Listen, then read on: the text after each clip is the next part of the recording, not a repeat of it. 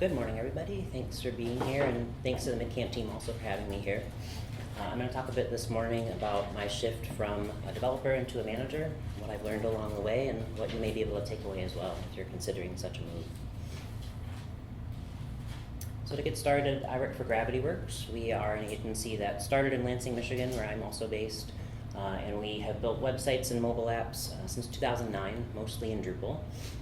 I started here in 2015, originally just as a front-end developer. It was my first job out of college. There's some pictures of our team there.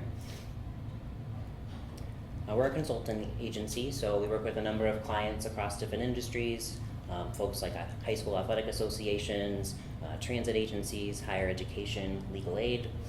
And I really enjoyed, as a developer, being able to implement designs and get my hands dirty and solving client problems while also learning a lot both about the clients themselves and the problems I was solving as a developer and using my skills. So just to give a bit of background and history, Gravity Works started in 2009, like I said, and when I joined in 2015, I was part of a front-end team of 4. In my time, the front-end team has gone from as few as 2 developers to as many as 10. We're currently a team of 8, with myself included. I became the longest tenured developer, front-end developer, in 2018, and that sort of gradually moved me into an informal team leadership role. In 2020, right before COVID, we moved out of kind of just a more general team into this kind of cross-functional team approach, and that moved me to kind of more officially oversee the front-end team. I moved out of a production team that summer, and my main role became supporting the front-end team. Gravity Works was acquired by Michigan Farm Bureau in 2021, and at that time I more officially became the front-end development team leader here at Gravity Works. So I do just want to acknowledge that I check a lot of boxes in terms of privilege.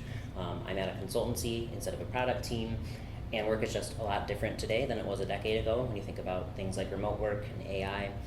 So I hope you can learn from my journey, but just want to acknowledge yours may be different. So there are 4 sections I'll cover this morning, kind of in the format of keys of a keyboard. So first is Alt, or how your skills shift when you become a manager.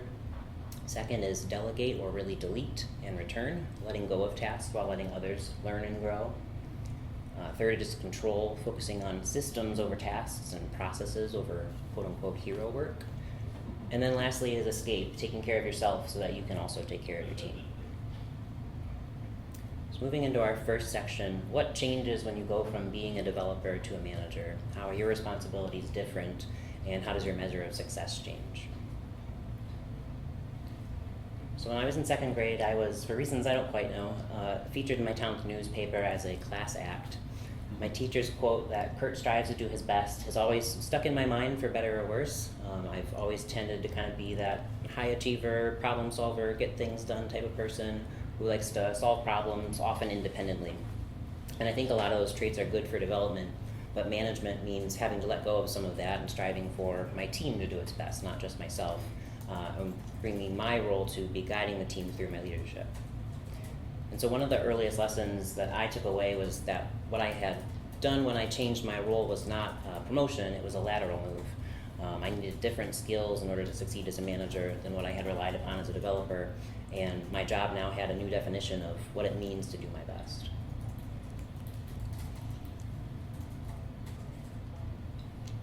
So what makes you a successful developer won't necessarily make you a successful manager. I remember that my first annual review after I became a manager had shifted a bit so that I was evaluated based on my whole team's performance, not just my own. And I think it really just made it all the more important to focus on building my team, since that's how I was being evaluated. Not every good developer is cut out to be a successful manager, and that's okay. The skill set is just very different. For example, you use your emotional intelligence as much as, if not more, than the technical intelligence and skill that you've built up. You're also now managing people who used to be your team members, so that can kind of complicate those relationships a bit. And you're now making decisions that can affect your team members' well-being, their livelihood, as well as the overall career progression and the culture of your team. And so I try to keep the gravity, pun not intended, of that responsibility in mind, but also use that to remember we were a team before, we still are a team, and we can work well together. One of the biggest changes that I felt in my work was that it became less tangible than it was as a developer. So as a developer, it's clear when you fix a bug and your tests pass and your deployment's finished, you get that instant feedback with a success message or a task that you're able to mark complete, and that just builds your clarity and your confidence. As a manager, though, that feedback loop is just slower. Sometimes you're giving feedback that's going to play out over months or years, and you're doing work that has a gradual impact over the entire careers of your team members. The other thing is that a lot of managerial tasks are things like relationship building, improving communication, building trust, and those are things that are never done, so there's never an immediate satisfaction or a dopamine rush of being able to check something off your list. And so you just kind of have to be comfortable with that uncertainty, and that can be hard for someone who's really a planner and an organizer like I am. It's something I had to get used to for sure. And so with the kind of growth and evolution of the team and the company, no one had really been in a developer management role like that at my company. So there wasn't really a training to attend, there wasn't past experience to lean on. And so I turned to books, webinars, and articles, along with conversations with my manager, who started as a developer before he became a COO. Some books that I particularly liked on the screen here are Camille Fournier's The Manager's Path, Sarah Drasner's Engineering Management for the Rest of Us, and Kim Scott's Radical Candor. I'll talk about those in a little bit more detail and mention a couple other books and resources throughout the talk, but these books had, I think, a lot of good insight about skills that I've taken into management, from having tough conversations to advocating for the team's needs to just figuring out what a career ladder might look like. I also wanted to shout out the lead dev community in particular, leaddev.com. They had, especially right around COVID, when things kind of shifted more online, they had a lot of articles and webinars that were useful, and recordings and things are still online for those. So giving feedback is a big part of the job, and I've learned that I'm naturally confrontation avoidant, but that means I have a tendency to shy away from giving my team feedback that's necessary. And so in Radical Candor, one of those books, Kim Scott talks about a phrase called ruinous empathy, where you spare someone short-term feelings by avoiding giving them necessary critical feedback. And she points out that it can be a kindness to give that feedback that helps someone grow or addresses their behavior. So for example, when giving feedback, I will try to praise in public and criticize in private. That's also a kindness to your team member. And also set good expectations with them and communicate quickly when those expectations aren't being met. But then also taking a step back and making sure, did you actually communicate those expectations, or were they just in your head? I think that's an important step to kind of check yourself on that. Also, don't wait for an annual review or another formalized period to give feedback. Feedback in an annual review should really be a reinforcement of the feedback you've been giving throughout the year, and nothing should really be a surprise in it. I've also learned with that timing can be important with giving feedback. So for example, if someone's dealing with a fire from a client and they're really in the weeds and maybe something didn't go quite the way it should have, it's probably not the best time to criticize that minutia of how they did it right in the moment, but trying to follow up afterward can help improve and smooth that process next time.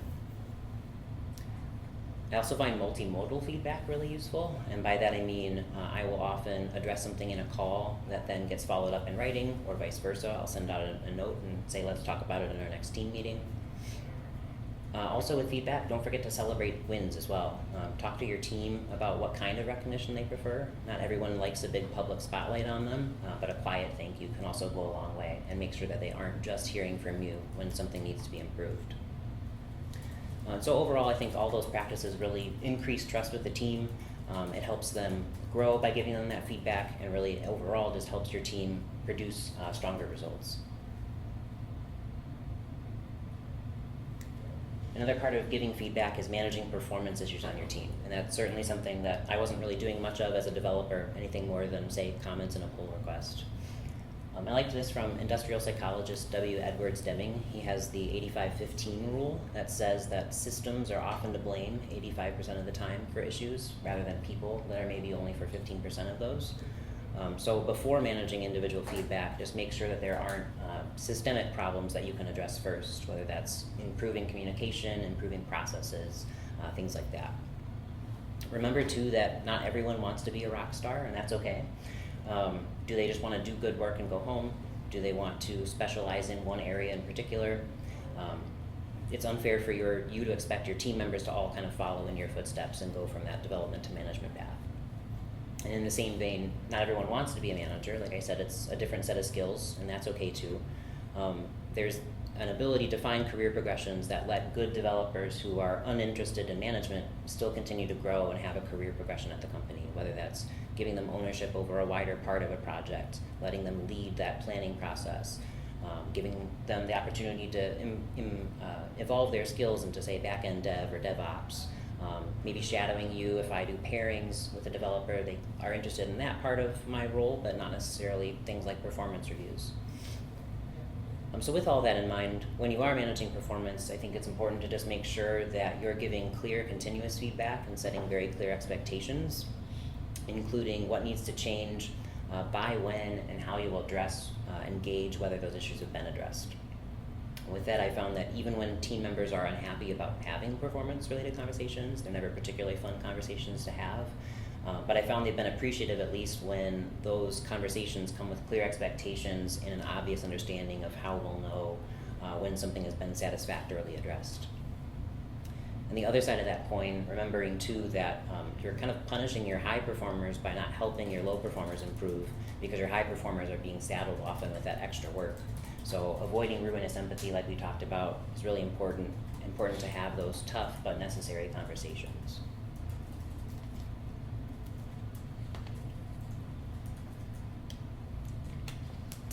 As a manager, you'll be getting more feedback as well, not just from your team, but from all levels of the organization. I think it's important to note that feedback is a gift, and feedback from your team especially is a sign of trust as well with your team. And they may not initially feel comfortable giving feedback, so try to really encourage and solicit it where possible. For example, we used to use a tool called Office Vibe that sent out regular surveys about how things were going and how people were feeling. But I'll also follow up any kind of team meeting announcements with a request for questions that they can give questions in the meeting or follow up with me afterward. Sometimes you'll get feedback that you disagree with or that you can't implement for whatever reason. And I think following up that feedback with whatever context you can provide is helpful to ensure that someone still feels heard and is still willing to provide feedback again in the future. And lastly, I think your team, it's worth noting, is now actually your fellow managers. So working with and getting feedback from them, managing up and managing sideways where needed, can help the whole organization run more smoothly. So speaking of feedback, a few years ago I read a Twitter thread from someone who had described two types of team members who give feedback: the first alert and final warning team members. A first alert teammate will give you feedback early and often, and a final warning teammate keeps their head down unless something really needs to be addressed. And feedback is often one of those intangibles that's hard to get, so both of those types of team members are useful examples of useful feedback about the overall health of your team. So a first alert teammate might show you really quickly where an issue might just be starting to crop up, and it lets you really address things and nip them in the bud quickly. Whereas a final warning teammate, you don't hear from them, and then when you finally do, it makes the severity of an issue really blatantly clear. If even now they're speaking up about it, probably the whole team is frustrated and it really needs action ASAP if even your quiet folks are starting to talk about it. So I've just been fortunate over the years to recognize team members in both of those buckets in the past. So about team culture, it was really important for me when I started at GravityWorks to find somewhere where I could be open about what I didn't know and strive to learn. And I've really tried to keep that as one of the main tenets of the front-end team ever since. So we have weekly team meetings with the front-end team. We have a Slack channel where we're all communicate just with one another. And it's really just about maintaining a culture that isn't ego-driven and values that sharing and learning that I think is important to the team's growth. Especially on small teams where the company overall is 23, 25 folks. And so even every little change can kind of affect the overall culture of the team. So having to be careful about that is really important. So for example, when hiring, when you're adding to your team, really make sure that your candidates meet your values as a team and as a company, but also think about what they can add to the team, kind of going beyond culture fit and thinking about culture adds. Also involve your team in those processes. When you're hiring someone, it's their team too, and they're going to have valuable perspectives about what they're looking for in a teammate, as well as what you're looking for in a manager. So I think it's important to balance and think through both of those perspectives. And we're a remote team now, but sometimes a full team event just isn't in the budget or it doesn't work logistically every year. So we'll also use conferences like MidCamp and DrupalCon as a way to bring some of the team together, even if that full team event isn't possible. So in our next section, if you want it done right, do it yourself is a phrase we hear a lot, and that phrase doesn't necessarily work so well when your job is to build a team. It's a quick path to burnout if you don't balance or replace your old development habits and tasks with your new management responsibilities. One quote from The Manager's Path, one of those books I mentioned, Camille Fournier, the author, talks about making a choice about how you spend your time, and that you can't do fully both development and management. And so if you're going to choose to suck at one of those, sucking at being a developer is one thing, but sucking at management is a choice that you inflict upon other people on your team. So the way forward with that is delegation, and delegation didn't and still doesn't come naturally to me.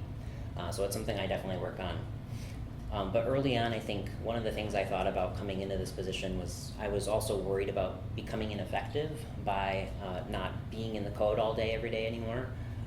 But I've kind of learned to appreciate instead when other team members are able to come up with new techniques and solutions and present those to the rest of the team and have that ability to grow and involve themselves in those processes as well. So after our company's acquisition, we all took a Clifton Strengths Assessment, which shows what your most natural strengths are and which ones you use less often. My top strengths were almost entirely in the executing and strategic thinking themes. So those are things like getting things done, learning new things, planning ahead, and just otherwise being disciplined and responsible. And it's not that I wasn't also communicative or empathetic or adaptable, I just don't reach for those traits as readily as some of the others. So in that exercise, the facilitator had asked me to identify one particular goal to work on, and my easy answer for that was delegation. So a few strategies and tips I've learned about how to delegate effectively.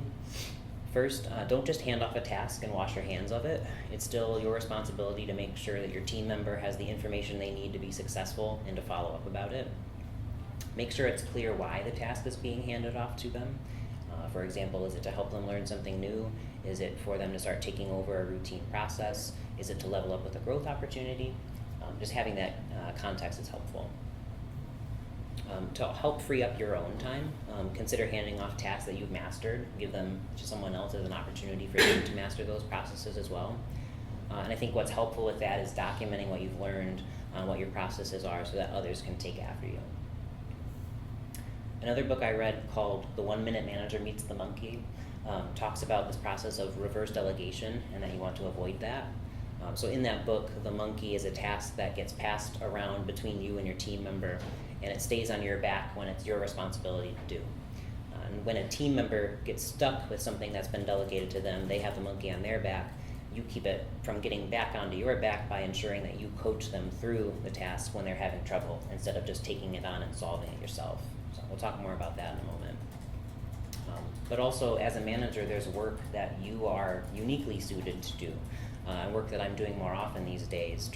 Things like higher level strategy work, being involved in sales, dealing with interpersonal management across teams, and that's time that I really need to protect my time for now, because I'm the kind of one person who's meant to do that kind of work in my role.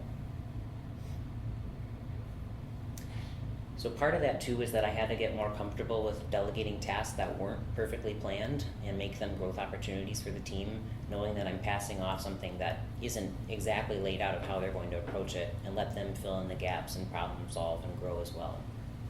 So I like this quote from Lara Hogan's Resilient Management.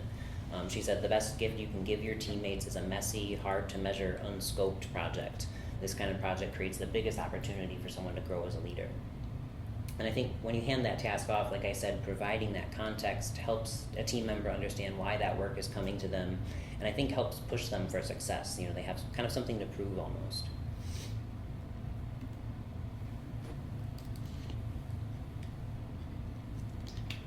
One blog post that I read early in my career stuck with me. This was from a developer who, when he got stuck, He forced himself to try for another 15 minutes and then ask for help.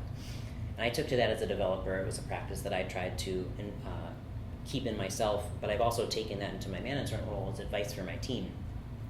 It's really, the idea is to do your due diligence in looking for a solution, but if you get stuck with no next steps, don't wait too long to ask others for help, and make sure that you ask for help. A lot of times that process of even asking that helps you understand the full scope of what you're asking and problem solve it on your own anyway.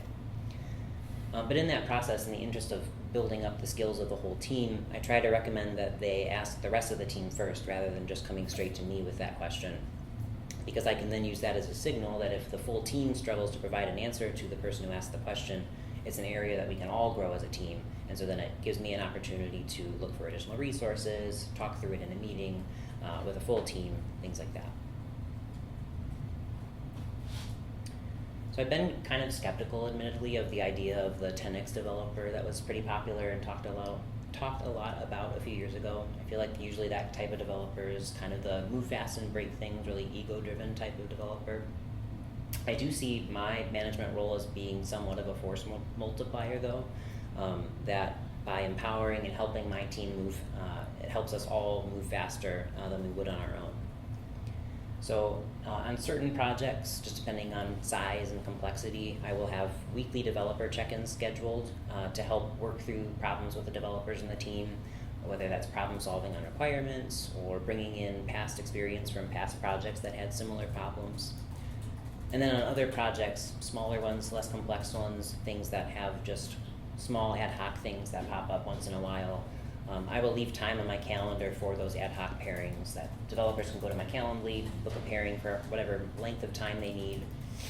And I think those pairings are most beneficial when the pairing partner, the person who's working with me, starts that conversation with what they've tried so far, what hasn't worked, what they've considered, and then I teach instead of just telling them what to do, and then they leave that meeting with clear next steps. If we didn't fully solve the problem, they know where they're going next.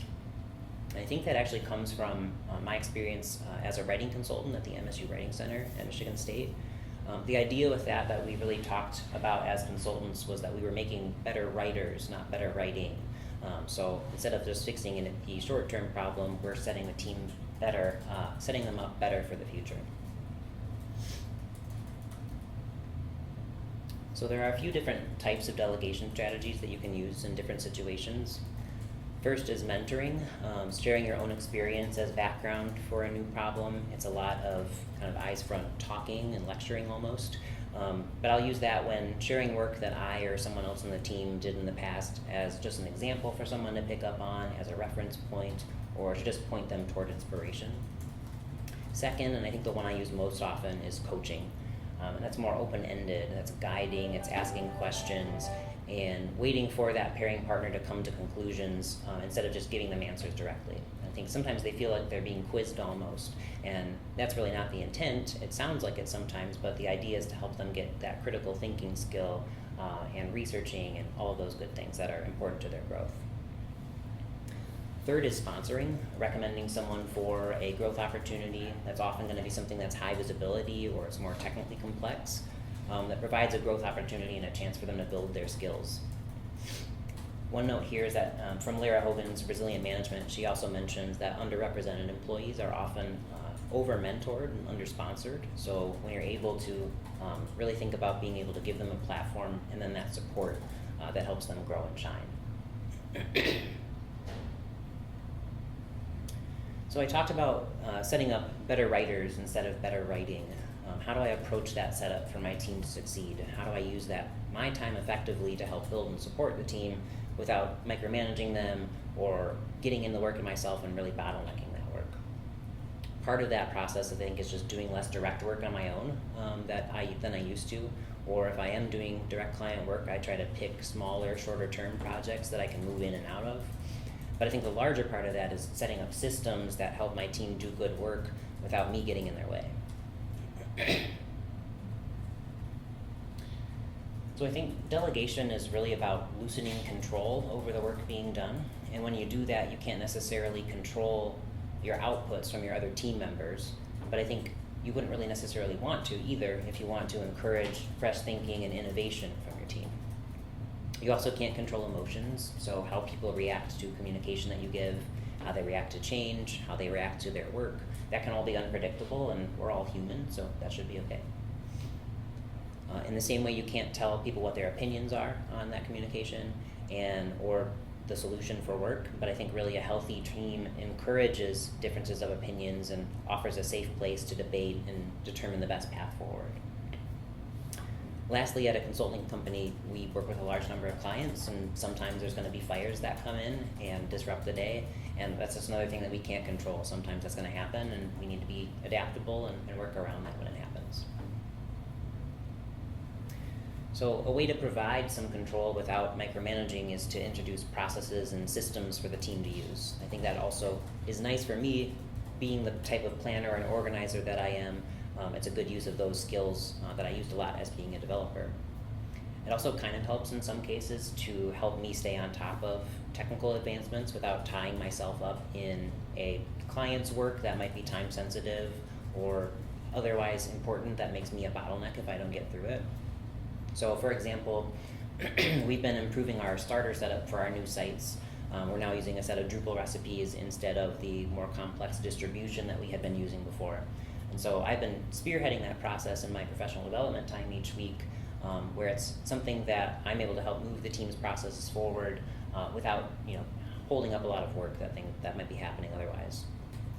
I think it's important too to note documentation and sharing progress in team meetings just really helps build that team's understanding and adoption, because I want them to take this and be able to move forward with it in the future and not have it be rely upon me all the time. So just making sure those practices are in place as well. Development task planning is another process that I've introduced that helps me provide a little bit of structure for the team's web development process while not making myself have to be personally involved in that process every time. So I introduced a spreadsheet where developers can break down their dev needs by feature, they can add notes, they can add estimates, and then their confidence levels that help determine the upper end of that estimate.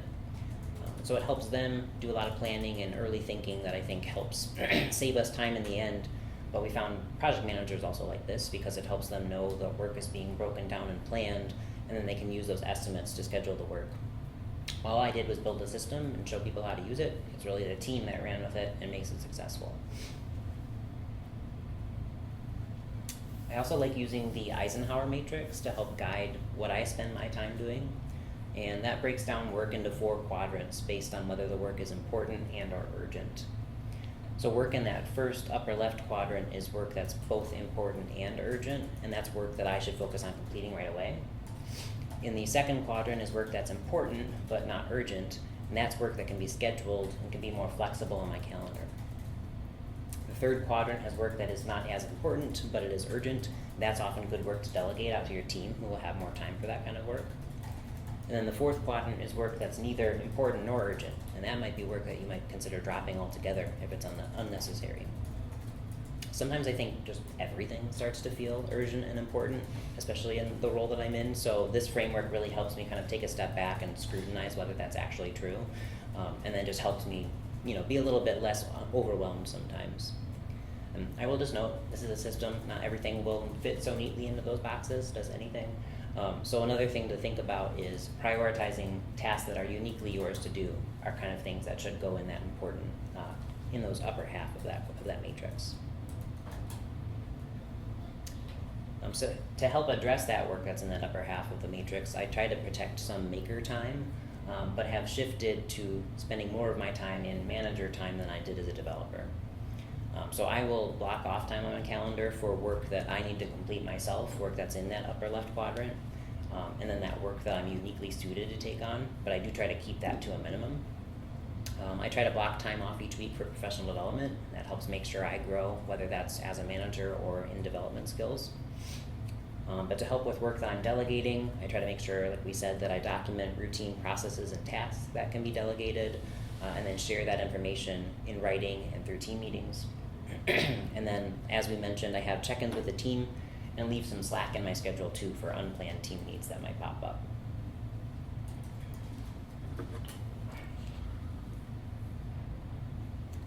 So you're now moving your own unique work forward. You're keeping an eye on the work of your team, and you're building strategies and systems. You're looking out for personal needs on your team, identifying areas for efficiency, and doing work at a higher level in the organization than you were before. I think all of that can be a lot for one person to juggle. And so it's worth taking a step back and thinking, how can you come up for air and make sure you're taking care of yourself too? And when I started in this position, I know it was one of the first things that I had thought about and written down after some articles and research that I had done, that I just need to take time for myself too in order to be a good leader and be there for my team. So right after starting at Gravity Works, I remember my boss saying that consulting work is like drinking from a fire hose. There's always something else to be done. You're never really going to fully clear out that to-do list. And that can be stressful, especially now that I'm thinking about my own to-do list and the needs of an entire team, so not just my own. And I think if you're not careful, it's easy to fall into a pattern of working late and long in an attempt to quote-unquote catch up, even though catching up is really never going to happen. At Drupal GovCon a couple years ago, Brie Benesh gave a keynote where she brought up the book Leaders Eat Last, which is another leadership book. She noted that while leaders eat last, starving leaders don't make great decisions. I like that. And I've noticed that now in the past 5 years that I've been a manager, when I spend too many late nights working, or I get into periods of higher stress, or I go too long without taking time off, it just changes how I interact with and support my team, and unsurprisingly, not for the better. My fuse gets shorter, I experience what's called compassion fatigue, so just things that are not great. I'm also an introvert, so spending a lot more time in meetings than I used to and interacting with others more regularly, I know I just need to recharge my batteries more often than I used to. And I think that was kind of revealing for the kind of nose to the grindstone, hardworking, get things done developer that I was in the past. But really, I think I value my team too much to burn myself into the ground and take them down with me. And so it's really just made the importance of breaks and taking time off and just having that self-care even clearer than it used to be. So this is a picture of a campsite at a Getaway. Now it's called Postcard Cabins after their own acquisition. But for each of the past few years, I've spent a week here as an opportunity to fully unplug, get outdoors and get away from screens other than my Kindle. I'll usually allow that. But I know enough about myself to know that I'm not great about taking time for myself. It's just that earlier mindset of getting things done, striving to do my best. But I know that I benefit from it and I need that benefit, but then I also need to model positive work-life balance for my team. I think it's also a good test taking a vacation of whether I've delegated enough that things can move forward while I'm out, whether I've documented and shared and coached enough that others can take on work without needing to contact me or getting stuck while I'm out. And I think it shows me that if not, then I have work to do when I come back. But if so, I can come back, be well rested, and rest easier on my next trip. But when I can't get away regularly like that, I do try to remind myself there are other ways to build recovery periods into my days.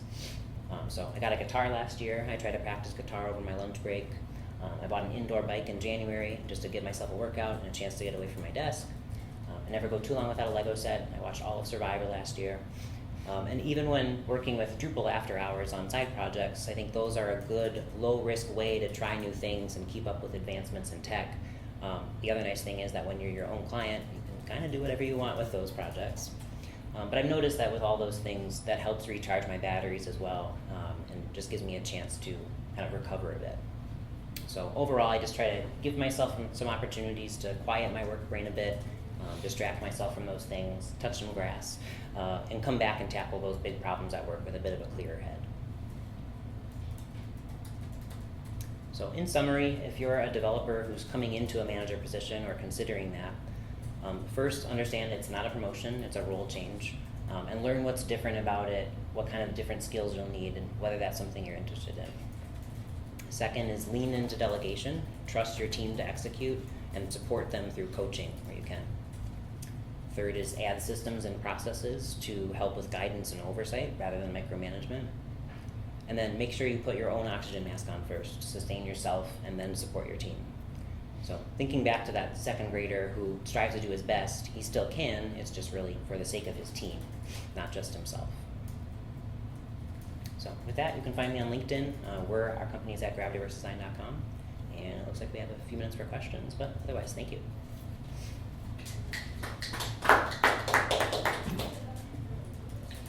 Kurt. Yeah. How much do you feel responsible for being the one who goes and finds new methods, systems, kind of, you know, like when a new product comes out, or do you depend on your team to find that kind of stuff? I think we share that responsibility a bit. I think there's somewhat of an expectation that because I am in that lead role, that comes from me a lot, but I really try to encourage to, like, we'll have team members who will try a different framework, or they'll go to a conference and bring something back. You know, we've changed how we've built themes in the past year. We're changing how we're doing things with SDCs now, and the Drupal verse specifically. But yeah, not all those things come from me, and I think a little bit of that, you know, there's a bit of a growing period there where it used to, I think, be a lot driven by me just because I was kind of the person finding articles and doing that research and that kind of thing. But now my day-to-day just looks a little different, and I have less time to do that kind of research. And I think that's also why things like conferences will help me and other team members see that. But yeah, I think it's relying on the other team members now too, for them to say, here's what I'm seeing out in the industry. Even the other thing I think that's interesting too is your newer team members will bring perspectives that your more tenured team members won't. So things like CSS, for example, I am always so enjoy when we get a new team member and they say, why are you doing things with floats? Why are you doing things with like display inline block when we have these new processes and things instead? So they bring those fresh perspectives in, and I think that really helps grow the whole team, and then it kind of lessens that reliance that, you know, I'm going to be the one providing that that guidance all the time. It's stuff that can be shared throughout the team.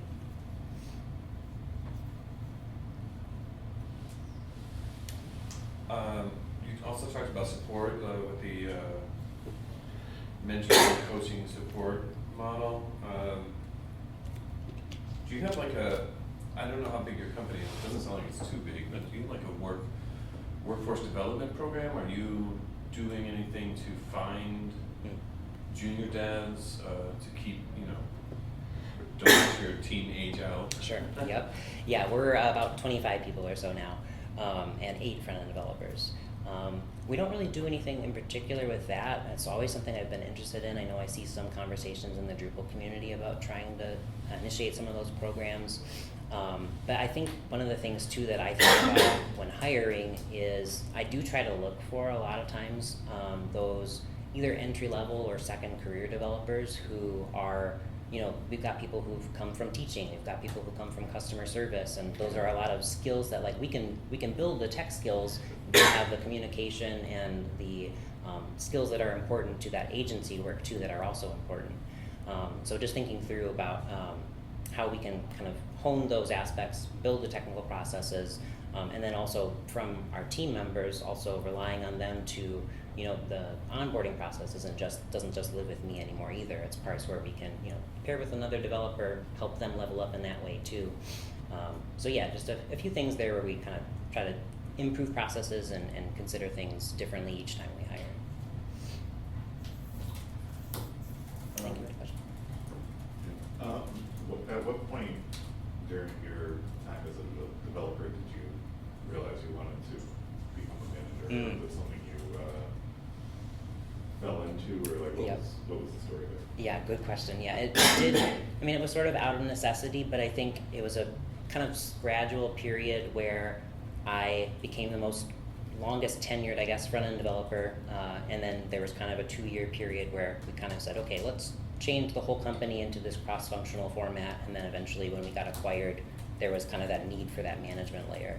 So it wasn't really an explicit decision where I said, I want to be a manager now, let's go into this. It was kind of, okay, I'm leading the team meetings because I've been here the longest, and, you know, we've got a team of 4 or 5 at that time.